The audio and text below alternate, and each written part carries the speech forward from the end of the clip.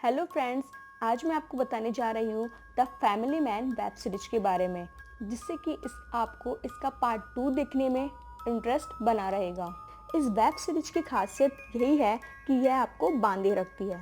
The family man के जरिए मनोज वाजपेयी ने OTT दुनिया में डेब्यू किया है और वो सीरीज में श्रीकांत तिवारी का किरदार निभा रहे हैं, जो इंटेलिजेंस एजेंसी टास्क में काम करता है। वो एक इंटेलिजेंस ऑफिसर है जिसकी जिम्मेदारी है देश की रक्षा करना, लेकिन टाइटल ये बताता है कि वो एक फैमिली मैन है। इस वेब सीरीज की सबसे अच्छी बात यही है कि फिल्मों के बाकी जो इंस्पेक्टर्स होते हैं, स्पाई और देशभक्ति हीरोज की छवि से एकदम अलग है। यानी देश को आतंकी हमले से बचाने वाले हीरो की निजी जिंदगी को भी बखूबी दिखाया गया है, जिसमें वो एक middle class common family man है जिसके सिर पर EMI का बोझ भी है, जो परिवार के लिए अच्छा घर चाहता है, जो नौकरी की वजह से परिवार को समय भी कम दे पाता है। वो बाहर बंदूक चलाता है तो घर के लिए सब्जी भी लेता है, पत्नी की नाराजगी भी झेलता है और बच्चों से ब्लैकमेल भी होता है। यानी डिमांडिंग जॉब और डिमांडिंग फैमिली के बीच सामंजस्य बिठाने वाला वो शख्स जो शायद हम और आप जैसा ही हो। देखा जाए तो घर और फैमिली तो इस वेब सीरीज का बस एक हिस्सा है, जो कहानी में स्पाइस और रोचकता भरती है। असल में ये तो वेब सीरीज देश और देशभक्ति पर ही है, और जब बात देशभक्ति की आती है तो फिर बात ही है और बहस भी। हर एपिसोड से पहले लिखा हुआ है inspired by daily news stories, यानी हर एपिसोड में आपको रोजाना खबरों में आने वाली बातें जरूर दिखेगी। मामला देश पर होने वाले आतंकी हमले, आतंकवाद और सुरक्षा का हो तो कश्मीर का जिक्र आना स्वाभाविक है। सीरीज में दिखाया गया है कि मनोज वाजपेयी को कश्मीर भेज दिया जाता है, जहां उनकी कमांडिंग ऑफिसर गुलपनाग है। गुलपनाग मनोज वाजपेयी को कश्मीर के हालात बताती है। हो सकता है कि देश के बाकी लोगों को कश्मीरियों के बारे में बोले गए हमदर्दी की ये बातें अच्छी न लगे। कश्मीरियों को दबाया जा रहा है, जिसकी कीमत बच्चों को चुकानी पड़ रही है।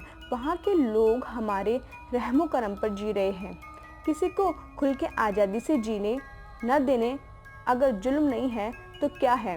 सीरीज चूँकि हालांकि खबरों से प्रेरित है, इसलिए इसमें गाय भी है, गोरक्षक भी और लिचिंग भी। ये साफ साफ दिखाया गया है कि मुस्लिम लोगों पर गोरक्षकों का कितना प्रभाव है, कैसे मुस्लिमों पर दबाव है, कैसे अगर वो उनकी बात पर भरोसा नहीं करके मांस को गोमान समझा जाता है और किस तरह उन्हें भीड़ प्रताड़ित करती है। यहाँ गोरक्षकों की छवि को इस तरह दिखाया गया है जैसे वो विलन हो। इसी वजह से मुस्लिमों में गुस्सा है। और इसमें क्या है कि ये इंटेलिजेंस और आतंकी हमले पर आधारित फिल्म है, इसलिए पुलिस और लोगों के उस माइंडसेट को भी सामने लाने की कोशिश की गई है कि कैसे सरकार के खिलाफ सवाल उठाने वालों को एंटी नेशनल कह दिया जाता है। इस सीरीज में एक युवा मुस्लिम छात्र को दिखाया गया है जो सरकार की नीति और कट्टरपंथ का विरोधी है, और विरोध दर्ज करवाने के लिए उसने नेता पर इंक डाल दी थी। वो सरकार के विरोध में ब्लॉग लिखता है, लेकिन उसे सिर्फ इसी आधार पर आतंकी या एंटी नेशनल बोल दिया गया है। और ये सवाल खड़ा करता है कि हमारा जो सिस्टम है और लोग हैं, उनकी सोच पर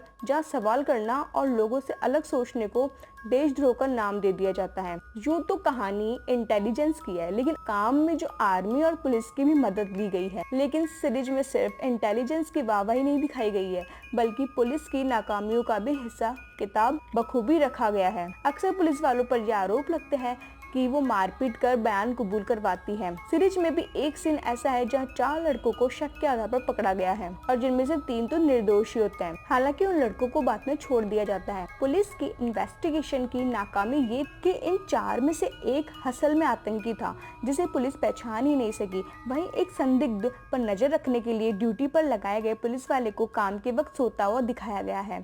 किस तरह वो इतने गंभीर काम में भी लापरवाही बरत रहा है, यानी पुलिस की छवि को वैसे ही दिखाया गया है जैसी है।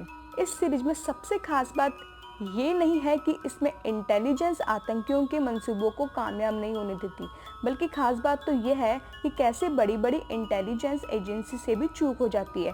कैसे एक भूल की वजह से 3 निर्दोष लोगों को आतंकी समझकर इनकाउंटर कर दिया गया, और जब सच्चाई सामने आई तो आनन फानन में कैसे NIA ने उसे कवर अप किया। ये वाला सीन भी फर्जी एनकाउंटर पर होने वाले शक को और गहरा करता है। जब किसी भी फिल्म में सरकार, कट्टरपंथ, पुलिस के खिलाफ कुछ भी दिखाया जाता है तो लोग उस पर तुरंत प्रतिक्रिया करने लगते हैं। कहा जा रहा है कि इस सीरीज में आतंकवाद को जस्टिफाई किया गया है। फिल्म एक्शन थ्रिलर है और द फैमिली मैन ने ये साबित करती है कि ये भयानक खून खराबे के बिना भी अच्छी एक्शन थ्रिलर फिल्म है।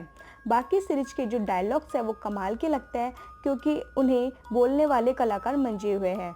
इस फिल्म को देखने के बाद तो ये तय है कि आप इसके अगले पार्ट को तो छोड़ेंगे ही नहीं। तो दोस्तों, उम्मीद करती हूँ कि मैंने जो इस सीरीज के बारे में आपको बताया है उससे आपको इसका पार्ट 2 देखने में इंटरेस्ट बना रहेगा। ओके दोस्तों, उम्मीद करती हूँ कि आपको आज की वीडियो जो मेरे द्वारा बनाई गई है वो आपको पसंद आई होगी। तो वीडियो को लाइक करें और चैनल को सब्सक्राइब करें और बेल आइकन दबाना बिल्कुल ना भूलें।